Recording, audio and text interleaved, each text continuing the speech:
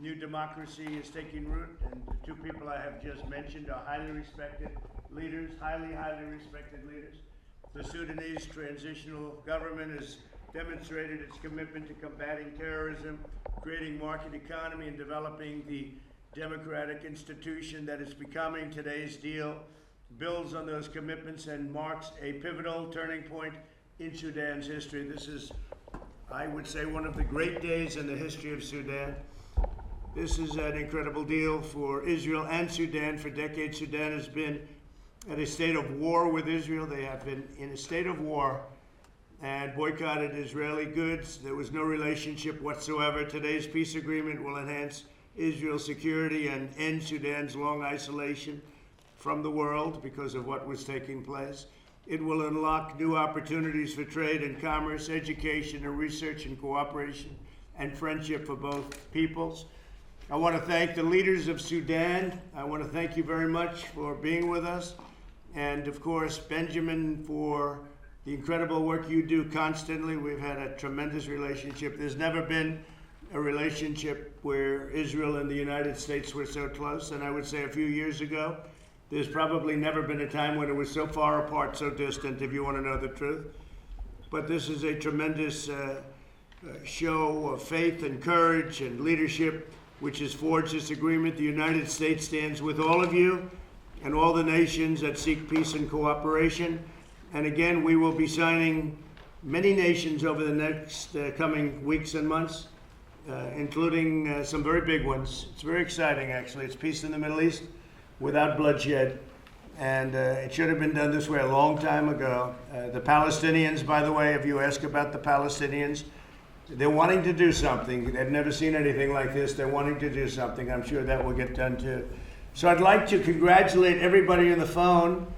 And I don't know if you have interpreters or if you needed the interpreters for that, but if you do, you can go forward, interpreters, if you need them.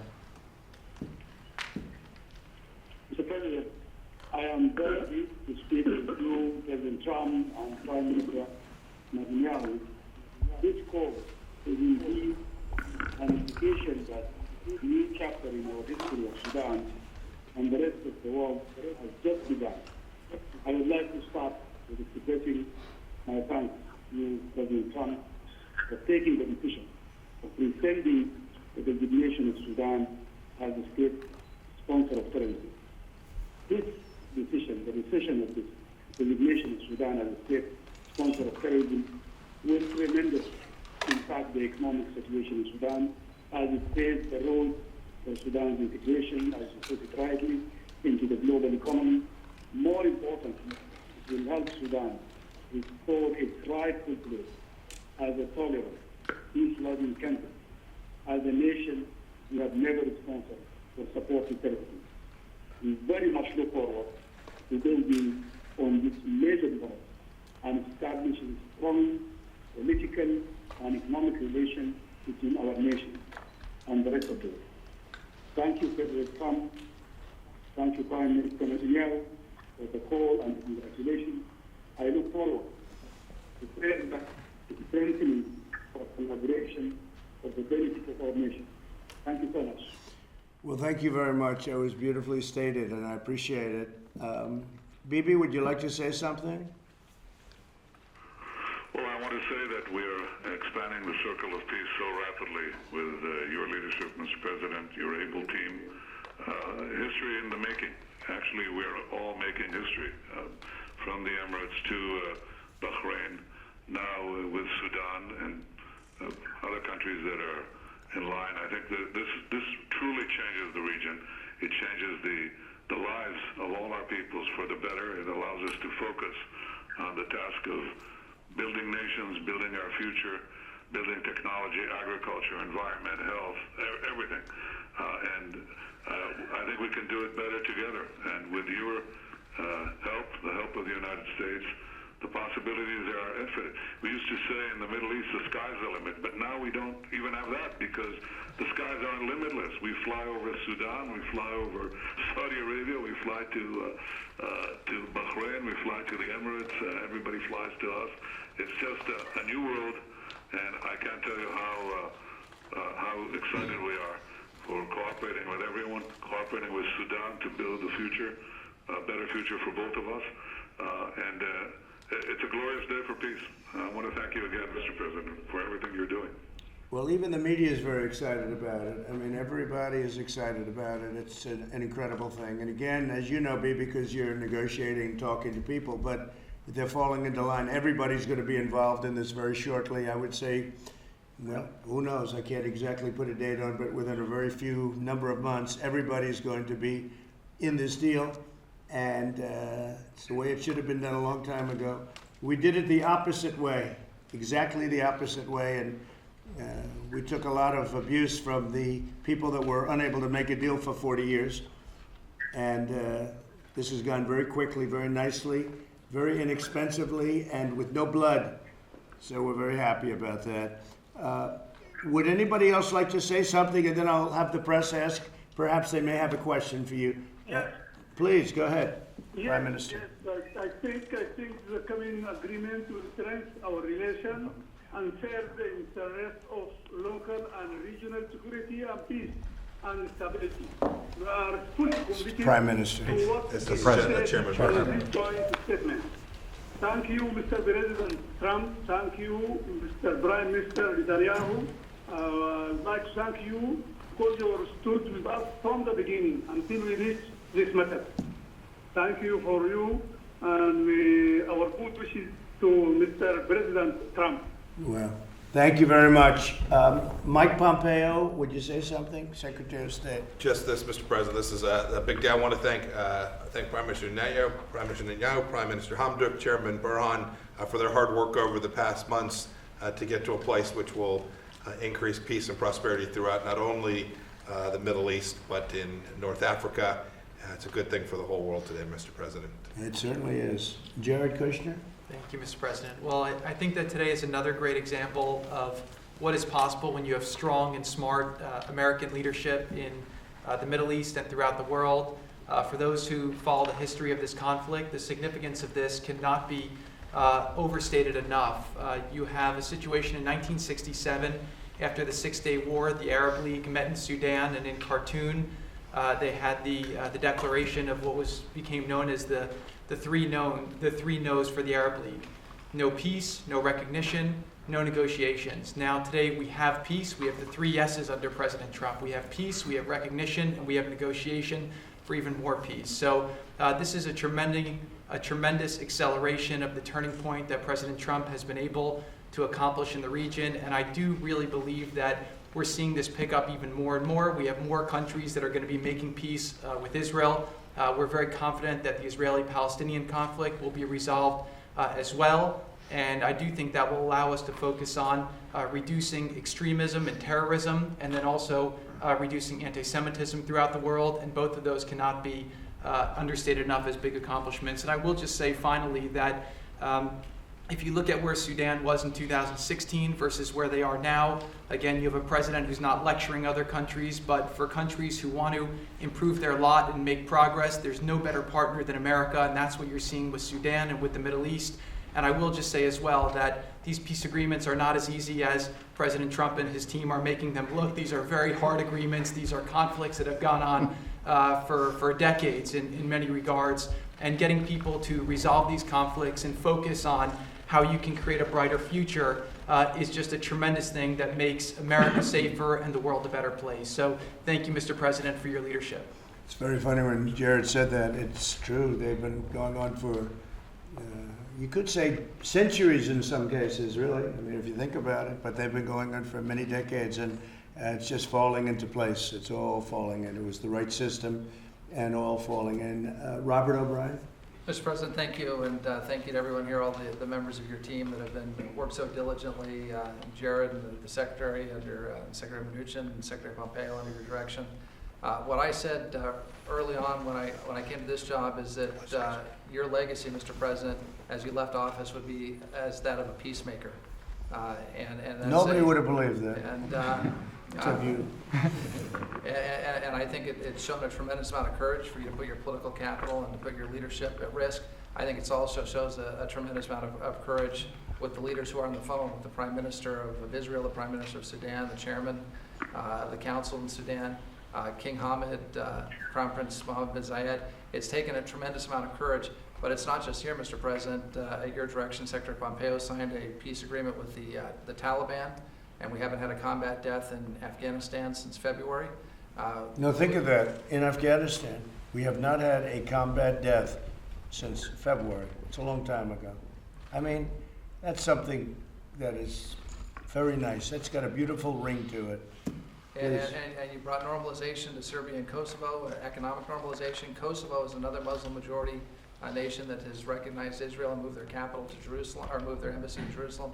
So again, Mr. President, I think you and the team that you put together has just done a tremendous job bringing peace to the bringing peace to the world, which in turn brings peace to the American people and allows us to keep our sons and daughters who serve in uniform here at home and not out in the Middle East and other places, as you've talked about during your time in office, Mr. President. Thank you, Rob. Thank you. Thank you very much. Steve? Mr. President, congratulations on another incredible achievement with this peace agreement between Sudan and Israel. And I just returned from representing you in the region. I was in Abu Dhabi, Mr. President, representing you at the first ever Abraham Accords Business Summit between Israel and UAE, and seeing the leaders of both those countries and the business people now interacting together in doing business was extraordinary, and also in Bahrain, and seeing the region under your leadership united against the terrorist acts from Iran and the issues in Iran. You have brought peace and stability to the region and security. It's a much different place. Brian Hook, please. Mr. President, the Arab-Israeli conflict is moving toward its end. And this is transformative diplomacy that has been led by the President. It started with 2 peace agreements in the Middle East, and now it has spread to Africa. And the President has stood with Israel and countered Iran, and that has given space to our Arab partners to move closer to Israel. And so with 3 peace agreements, this is now the 3rd defeat for Iran's foreign policy, and it is another victory for America. Had we not done what we did with Iran, this could never have worked. That was a horrible deal. That was a horrible setback. Bibi and others were very much against it at the time, but that's what the problem was. And it was not well done, not well executed. And that agreement is practically over. Had we let that agreement stay, it's practically over. That would have been a pathway to nuclear weapons, and we'll never let Iran have nuclear weapons. Avi, just say a few words, please. Thank you, Mr. President. Congratulations. I think it's worth reiterating that these deals, the 3rd Arab League country to recognize Israel, is only possible because of your leadership. This would not have happened if not for President Trump, and the possibilities are endless because of your leadership, and hopefully more and more countries will join. So they've been working on this. How many years, Bibi, peace? How many years have they been working, approximately? I've been talking about it for 25 years, but, Mr. President, it's a fact that it was your involvement that accelerated everything. When I met Chairman Buhan in Uganda in Africa 8 months ago, I had hoped we could reach this day, but it took your diplomacy, your team, and frankly the courage of the leaders of Sudan and their wisdom, their willingness to join all of us in this historic odyssey. I mean, this isn't an odyssey. An odyssey is a long journey. This is like an express train that is moving from one peace treaty to the other, and I think one reinforces the other. And I'm very excited by a new future for Israel and Sudan, but I'm very excited also for a new future for Israel and other countries, which you and I know, Mr. President, are waiting to join us. So I think this is the beginning of something, or the continuation of something very, very profound and big. It's a change of history. And Bibi, how does it feel flying those beautiful airliners right over the top of UAE? You never thought that was going to happen, right? To save about 2 hours in flight time. Well, people are flying in the open. I mean, they're actually flying over what used to be, unthinkable, dangerous expanses of land that were basically, in a belligerent state with us. Now they're flying to Dubai. Israelis are flying to Bahrain. Very soon, we'd like to fly to Sudan. we'd like to have joint entrepreneurs, joint ventures, tourism, everything. And I think what was changing, Mr. President, under this vision of peace is that it doesn't have to be a zero-sum game. It can be a win-win-win-win. I was going to say win-win, but there are so many wins here that we should continue. And that's really, I think, the remarkable change that you have brought forward in this area. I've been frankly believing it, but it would not happen for a long time. But it would not happen with such an active, I would say, positive and confident American position that just threw away the board and said, we're starting anew. The old thing didn't work. This thing works. Let's move. And you did. Yeah. And we are all moving. So we have many countries, as you know, getting ready, and we also have, I'm sure you'll see Saudi Arabia in there very soon. I really believe that will happen too. And very good relations with Saudi Arabia. So you'll see something very special. This is already special, but we are going to be signing numerous countries in the not too distant future, so that'll be great. While you are on the phone, could I ask you, how is the dam doing in Ethiopia? The largest dam in many, many years being built. Unfortunately, it stops water from flowing into the Nile, which causes Egypt a little bit of a problem, right, as it should. But Ethiopia built a dam. You know all about it probably, Bibi, but I've been dealing with Sudan on that. And I'm just curious, how is that going? Because you're really the third party involved with Ethiopia and Egypt and the dam. Are they working out their deal? Because I had a deal done for them. And then unfortunately, Ethiopia broke the deal, which they should not have done. That was a big mistake. And we've stopped payment to them of a lot of aid because they did it. And they will never see that money unless they adhere to the agreement. But they built a dam which stops water from flowing into the Nile. And you can't blame Egypt for being a little bit upset, right? How are they doing with that? Do you know? Well, I think they need a lot of help to resolve it. Yeah, I was actually talking to Sudan, baby. Talking to the chairman, talking to the prime minister. How are you doing?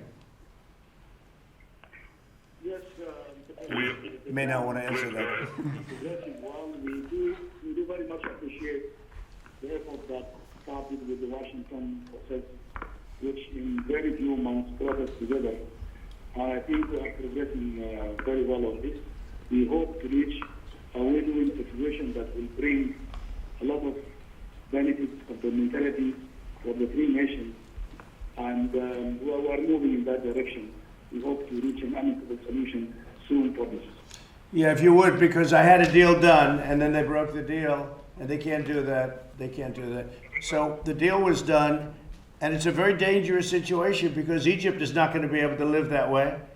And they'll end up blowing up the dam. And I said it, and I say it loud and clear. They'll blow up that dam, and they have to do something. So whatever you can do to get them, Ethiopia, to do that, they're going to have to, okay? And we've cut off all payment and everything else to Ethiopia. It was terrible. We were all set to sign a deal. It was negotiated for 5 years. And longer than that, and they couldn't make the deal, and I got the deal done, and then they're getting ready to sign the deal, and they broke the deal, which is not good. So whatever you could do, Prime Minister, if you could, that would be great, okay? You tell them they got to get it done. And I'm telling Egypt the same thing, by the way, you know, because they could have stopped it. They should have stopped it long before it was started. I said, how do you let it get built? And then you say they have a dam, you know. But they had other things on their mind. That was at a time when they were having a minor revolution, to put it mildly. That was a bad time for Egypt, so I guess they had other things on their mind. So you'll work on that, Sudan, and thank you very much. Do you have any questions for Sudan or for Benjamin? Yes, please. Well, my question. Only for them, please. Well, more broadly than for you, sir, and for Yeah. the gentleman on the phone. You referenced some other countries. Can you give us a sense of which countries those are? And you also said that the Palestinians want to do something. Yeah. Can you give us an update on the status of those talks? No, I mean, they're both just statements that we have many countries wanting to come in. We're doing them one by one. We did Sudan. They wanted to do a deal, and that was in particular nice because they've essentially been at war with Israel for a long time. I don't know if it was fighting, I don't know that, but probably there's been a little bit, but certainly it's been for many years you've been officially at war with Sudan, and now it's not only the deal was signed, but it's peace. So that's official, and it's nice. Yeah, we have at least 5 that want to come in, and we'll have many more than that very soon. And when you say want to come in, you mean Want to sign come into the deal. a peace In other deal with words, Israel? Yeah, part of the peace deal. And you said Saudi Arabia. And you know what it's would be part costing of the it? United States? Nothing. Nothing. It's so nice, isn't that nice? I say nothing. Why should we be paying? We're settling peace. It's like Kosovo and Serbia.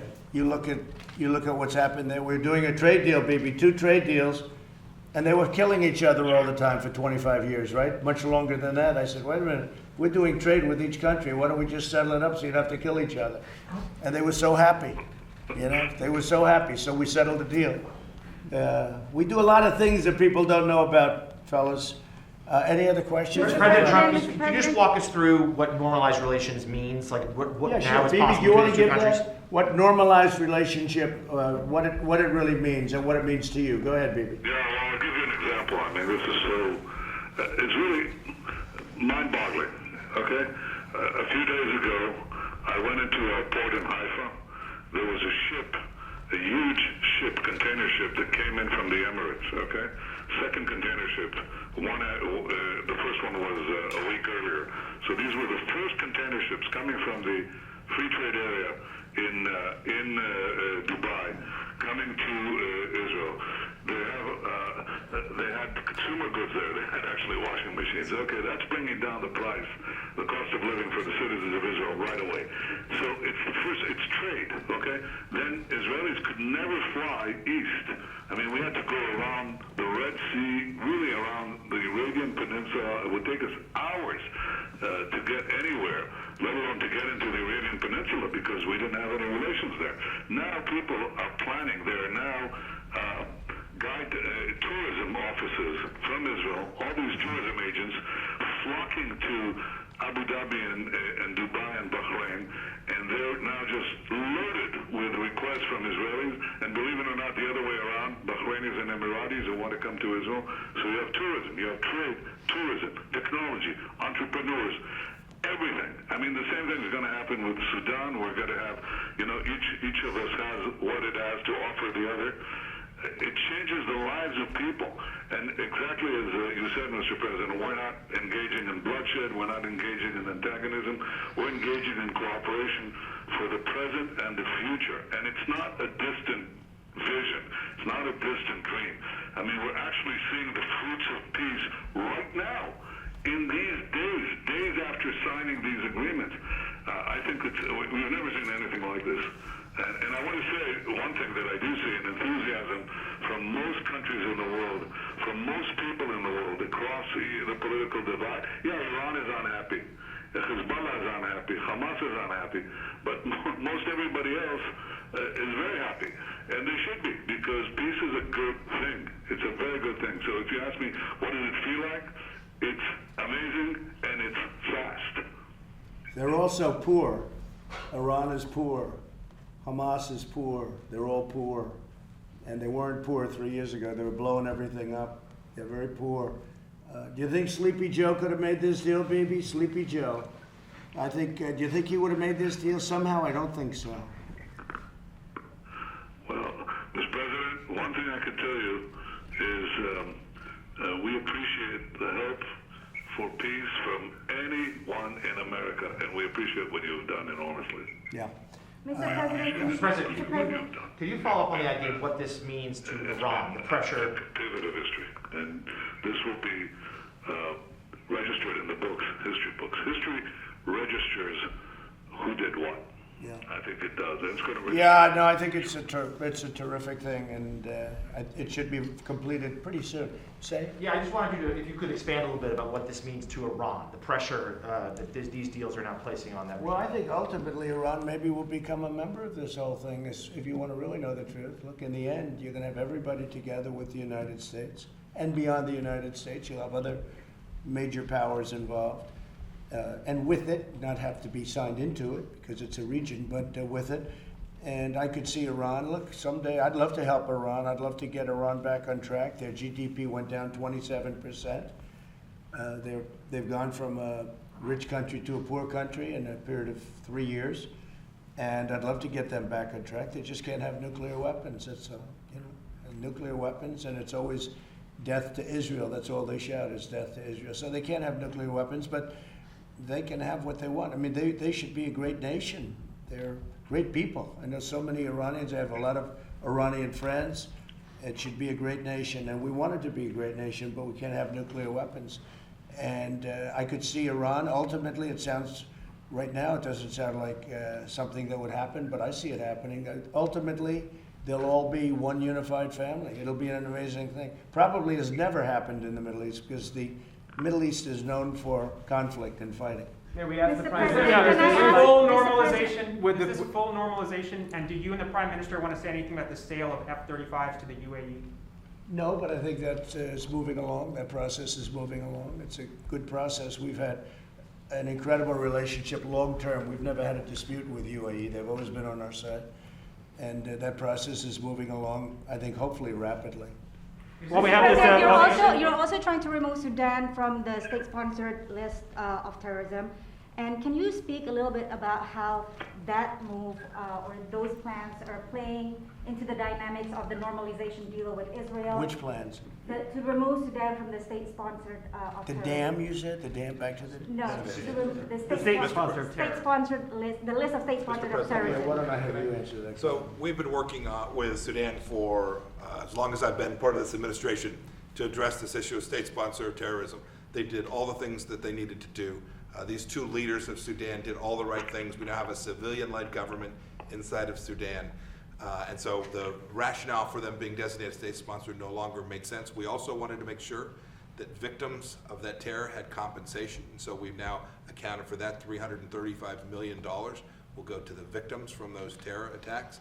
But now Sudan has fully complied with that, and their leaders have done great work. We want to support that civilian-led government. We want them to be successful, so it's completely appropriate that we would lift this. This will also be something that will help the Sudanese people and the Sudanese government. You'll see trade not only between Israel and Sudan, but between the United States and Sudan as well. Sudan has great potential on trade and other things. I mean, it could be a very, very successful, wonderful country, and I think it will be. It's been hampered by what's going on in the world. Can you explain though how that connects to the normalization deal with Israel as well as negotiations in Nile Down? Sure. They're connected in the sense that the Sudanese leadership made sense that they both had one thing in common. They made sense for the Sudanese people to build out their economy, to create democratic institutions, all the things that the Sudanese people have been demanding. They're connected in the sense of the Sudanese leadership is now driving towards a really good outcome and improve life for the people of Sudan, and we think for the broader region in North Africa as well. And with the leaders on the phone, they've been incredible leaders, I will say. They have been incredible leaders. You have great leadership now, which you haven't had in the past. Please. Yeah, I was going to ask you, obviously you're going to be hitting the road the next couple of days. Are you envisioning any sort of meeting here in Washington between the Sudanese as well as the Israelis? And then I'm just curious, what's it like to try to do something like this while also campaigning? I mean, you're trying to, I know you've got a big staff, but trying to do something like this 12 hours after a debate. You have a choice. This is all things I've been working on. So are And they then the coming to DC, sir?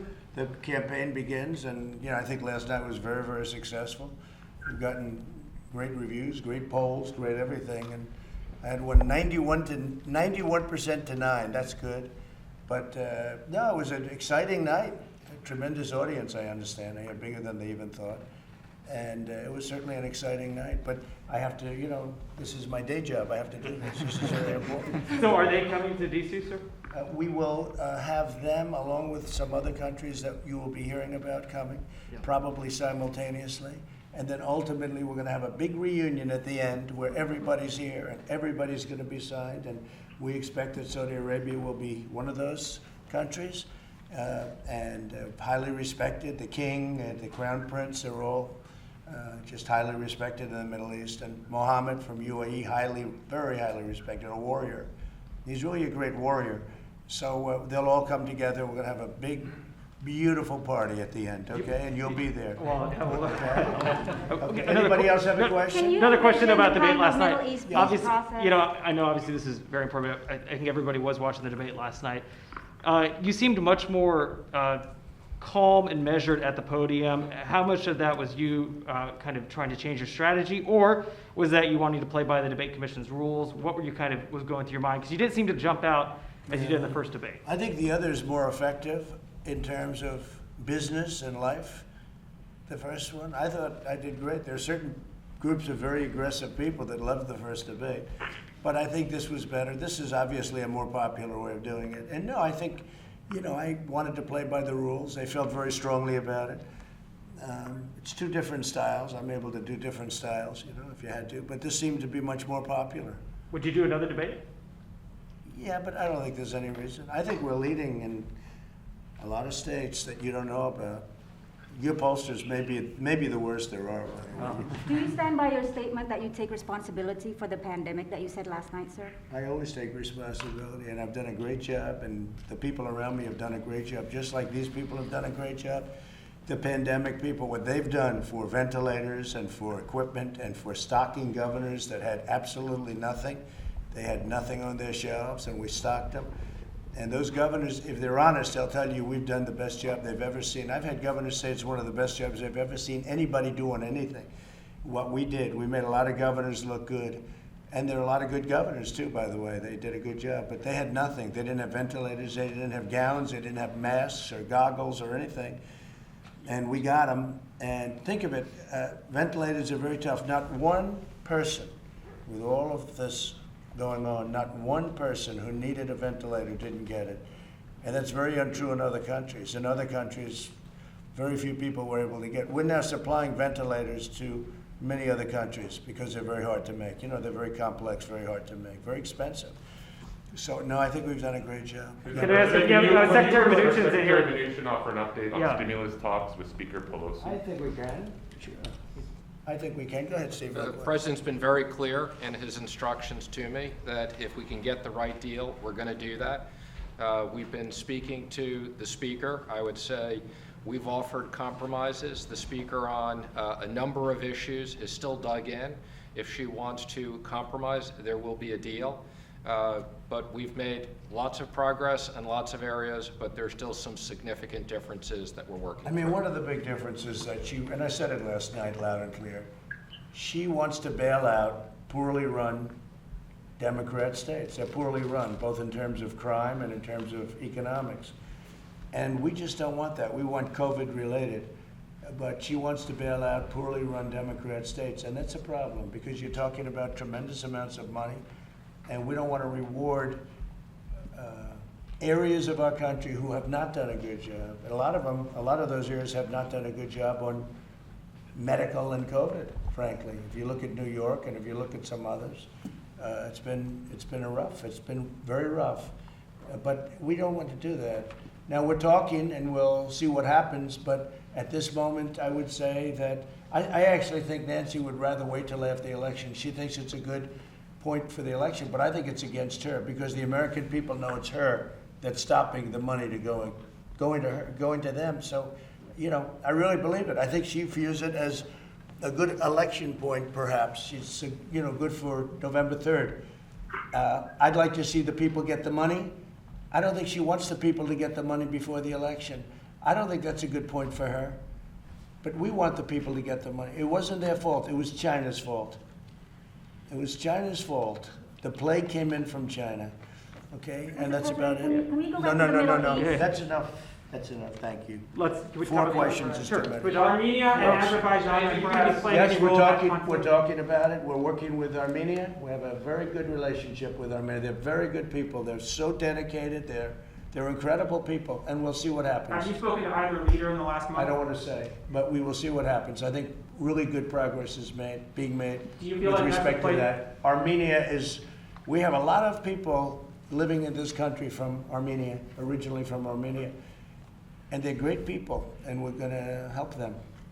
Okay? Can we ask about the weekend? So obviously you've got the Prime Minister, sir. You mentioned a potential scenario in which Iran would be part of a peace deal. No, I think at the very end, Iran will be, I can see that. Can we ask Prime Minister Netanyahu how he feels about that? I would say that, yeah, sure, go ahead. Prime Minister Netanyahu, if you can hear me, Jeff Mason with Reuters. This is Jeff Mason. He's got a mask on. That's the largest mask I think I've ever seen. So I don't know if you can hear him, but he wants to know about what you think, what you gentlemen think about. As I said, when it's all finished up and everybody's in the deal, I said that I wouldn't be surprised to see Iran be very friendly also. You have everybody unified.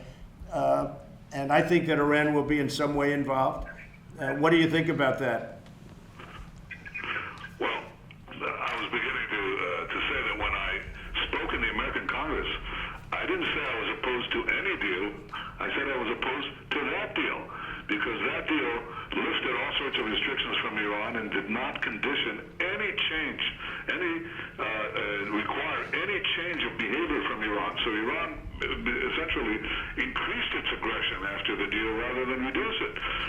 With ballistic missiles, with enrichment of uranium for atomic bombs, with all sorts of terrorism in the region. So I think that if a new deal is offered, and that's what I actually said when I spoke to the U.S. Congress, a different deal is offered, it would be welcome. I think that will only happen if Iran faces, I would say, faces strong opposition to its aggression of the kind that has been forwarded by you, Mr. President. I don't think if you're soft on Iran, you're not going to get peace with Iran. If you're strong against Iran and prevent it, as you have just said, from achieving nuclear weapons, then I think that they might come around to a better deal. A better deal, a real deal, I think is something that no one will be opposed to, but so far that's not been available. When everybody is unified, and this is all done, and it won't be in a long period of time, Iran will be in some way involved. If not part of the deal, they'll be very happy. And you know what? They're tired of fighting too. They're tired of what's going on. Those are great people, and they want an end to it. They want an end to it. In fact, if we win the election, they all want me to say when, but I always say if, because it's an election, right? If we win the election, one of the first calls I'll get will be from Iran. Let's make a deal. One of the first calls I'll get. So they don't want me to win, and Russia doesn't want me to win either. You know what's unique about those two countries? They both don't want me to win, and that's okay. But I think we're going to win, and I think if you start looking at what's happening in these states and the votes that are coming in, and the amount of votes that are coming in, and the great red wave hasn't hit yet. That hits in a few days. It's going to be a great red wave like you've never seen before. You're going to have a wave like you've never seen before. It's going to be all red, and it's going to be a thing of beauty. Have a good time, everybody. Thank you.